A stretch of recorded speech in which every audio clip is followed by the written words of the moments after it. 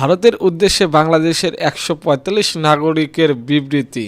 ভারতের নাগরিকদের উদ্দেশ্যে বিবৃতি দিয়েছে বাংলাদেশের ১৪৫ জন বিশিষ্ট নাগরিক। ভারতের জনগণের কাছে আমাদের আবেদন শিরোনামের আজ শুক্রবার এই বিবৃতি দেন তারা। বিবৃতিটি গণমাধ্যমে পাঠিয়েছেন সমাজতান্ত্রিক ছাত্র ফ্রন্টের ম্যাক্সবাদী কেন্দ্রীয় সাধারণ সম্পাদক রাকিবুল জামান ফরিদ। বিবৃতিতে ভারতের জনগণকে উদ্দেশ্য করে তারা বলেছেন, সাধারণ জনগণের জীবনে সংকট বিচার করলেও দুই দেশের মধ্যে মূলত কোনো পার্থক্য নেই। আমাদের দেশের সাম্প্রদায়িক প্রবণতা আর শক্তির বিরুদ্ধে আমরা লড়ব।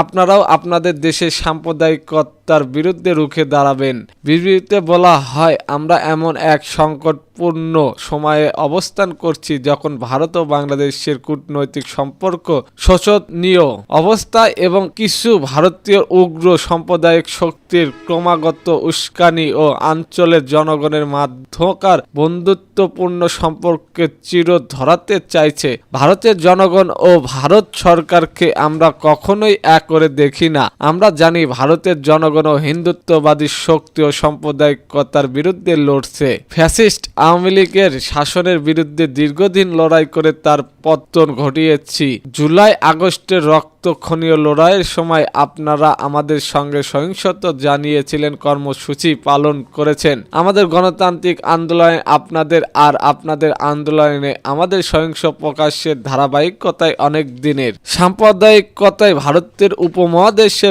বড় সমস্যা উল্লেখ করে বিবৃতিতে বলা হয়, সাম্প্রদায়িকতায় মানুষের বিভাজন ঘটায়, ধর্মের ভিত্তিতে তৈরি করেছে বিচ্ছেদ, শিক্ষা স্বাস্থ্য কাজের অধিকার নিত্য পণ্যের অস্বাভাবিক মূল্য বৃদ্ধি, নারীর প্রতি সহিংসতা এবং জনজীবনের আরও অনেক জলযান্ত্র সমস্যা আড়াল করার জন্য উপমহাদেশের প্রত্যেক শাসন গোষ্ঠী সাম্প্রদায়িকতায় হাতিয়ার কাজে লাগিয়েছেন। তারা এই কৌশল ঘাঁটি গোষ্ঠী ও সংখ্যালঘুর উপর জনগোষ্ঠী ভোট পাওয়াটা নিশ্চিত করতে চায়। বিশেষ রাজনৈতিক পট পরিবর্তনের সময় সংখ্যালঘু জনগণের উপর হামলার ঘটনা বারবার ঘটতে দেখা যায়। এতে বলা হয়, গণ অভ্যুত্থানের প্রেরণায় অনেক রাজনৈতিক দল হিন্দুর ঘরবাড়ি ও মন্দির পাহারায় এগিয়ে আসে এবং সম্প্রতি নতুন নজির স্থাপন করেন। এছাড়াও ভারতের জাতীয় পতাকা মারানোর ঘটনার ও এই দেশের গণতন্ত্রমনা মানুষ প্রতিবাদ জানিয়েছেন। কিন্তু ভারতের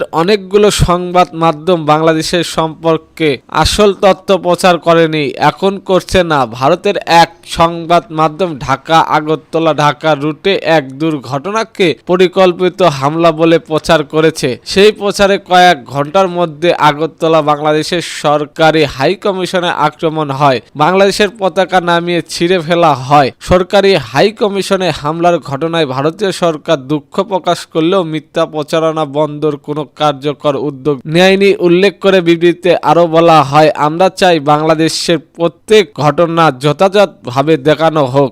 এই ধরনের প্রচারণা থেকে যে কোনো দেশে লাভবান হয় ও সাম্প্রদায়িক শক্তি লাভবান হয়। শাসন গোষ্ঠীর সম্পত্তিও চিহ্ন কৃষ্ণ দাস গ্রেপ্তার হওয়ার পর ভারত সরকার যে ভূমিকা অবতীর্ণ হয়েছে তাতে অবাক হয়েছি বলে নাগরিকদের বিবৃতি উল্লেখ করা হয়। বলা হয়, চিন্ময় কৃষ্ণের বিচার পাওয়ার অধিকারকে আমরা সমর্থন করি, সেটা সবাই আছে, কিন্তু ভারত সরকার পররাষ্ট্র মন্ত্রণালয় যেভাবে তড়িঘড়িয়ে তার পক্ষে বিবৃতি দিল তা বিষণ্ণদায়ক। তাকে আদালতে উপস্থিত করার দিন ব্যাপক বিশৃঙ্খলা পরিস্থিতি সৃষ্টি হয় এবং আইনজীবী সাইফুল ইসলাম আলিফকে হত্যা করা হয়। এই দেশের জনমানুষের সমালোচনার চেষ্টার এই ঘটনা অজুহাতে বড় কোনো অপ্রীতিকর ঘটনা ঘটেনি। এতক্ষণ আমাদের সাথে থাকার জন্য ধন্যবাদ।